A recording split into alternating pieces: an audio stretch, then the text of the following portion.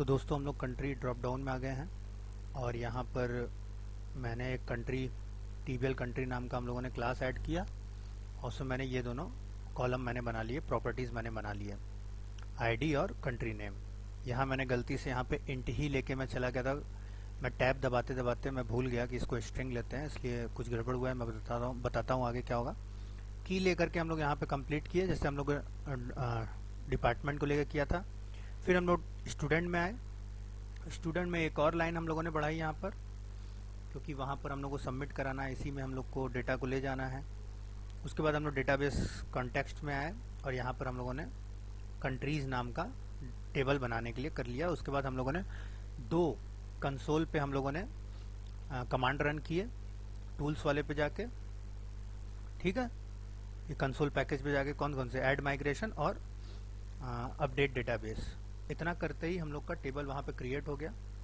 Table create होते ही आप देख सकते हैं, जब मैंने यहाँ इसको सेलेक्ट किया तो पहले मैं इंट लेके चला था, तो इंट लेने की वजह से तो आ गया था। कंट्री नेम को मैंने इंट ले लिया था, टेबल बन गया था। फिर उसके बाद मैंने इंसर्ट करा रहा था तो एरर आ रहा था, क्योंकि ये कंट्री आईडी की तरह इंट के लेकर के चल रहा था। मैं यहाँ पर कैरेक्टर डाल रहा था, ये इंट टाइप का ले लिया था मैंने इस कॉलम को प्रॉपर्टीज़ में, जिसको कि मैंने बाद में अपडेट किया और उसको फिर से मुझे ऐड माइग्रेशन करके लाना पड़ा। तो उसकी वजह से यहाँ पर आईडी 1 से ना होकर के 2, 3, 4 से स्टार्ट हो गई। हालांकि मैंने एक नंबर पे यही इंडिया, नेपाल और रशिया ही डाला था, लेकिन जा नहीं रहा था। फिर मैंने जैसे ही वैल्यू को इंसर्ट किया और देख रहा हूँ अपडेट करके वहाँ से, तो यहाँ 2, 3, 4 करके आ रहा है। एक वैल्यू मेरी गायब हो गई है, क्या बात है मुझे नहीं पता। अब इतना होते ही फिर हम लोगों ने यहाँ पर आए वापस और ऐड वाले स्टूडेंट में मैंने एक और इसी तरह कॉपी पेस्ट किया डिपार्टमेंट से उठा के, और जहाँ जहाँ कंट्री स्टूडेंट डिपार्टमेंट था वहाँ कंट्री स्टूडेंट कंट्री कर लिया मैंने।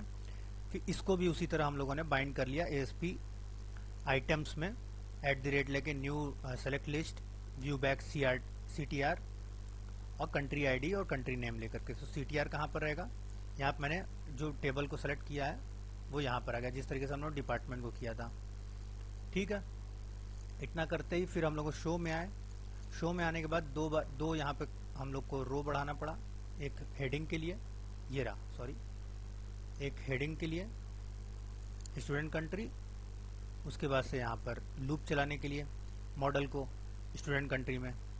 इतना करने के बाद हम लोग का फाइनली अब डिबग करते हैं और देखते हैं क्या है, क्या कंट्री बाइंड हो गया है।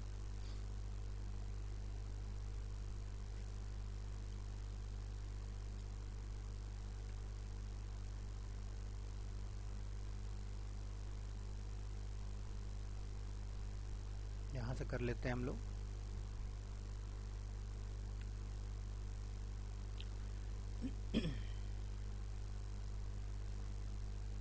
इसके बाद हम लोग क्या करेंगे, हम लोग ज्वाइन लगाएंगे। अभी देखिए कंट्री में भी 1, 2, 3, 4 करके आएगा, 2 नंबर, 3 नंबर, 4 नंबर आएगा, क्योंकि एक नंबर तो मेरा वो गायब हो गया, मुझे भी नहीं पता था कब मुझसे गलती हुई और वहाँ एक नंबर हट गया।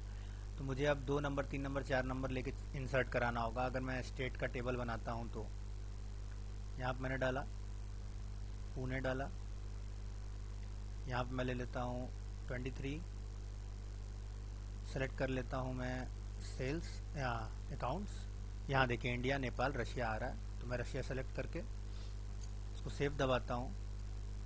ये देखिए अतुल पाठक पुणे 23, 3 नंबर पे मैंने लिया था डिपार्टमेंट को, और ये रहा मेरा रशिया 4 नंबर पे, क्योंकि 2, 3, 4, 2 पे इंडिया, 3 पे नेपाल और चौथे पे हमारा रशिया। एडिट करते हैं, रशिया हटा करके देखिए रशिया पे रशिया आ रहा है, इंडिया कर लेते हैं और अपडेट कर देते हैं। ये देखिए 2 नंबर पे इंडिया, ये हो गया प्रॉपर।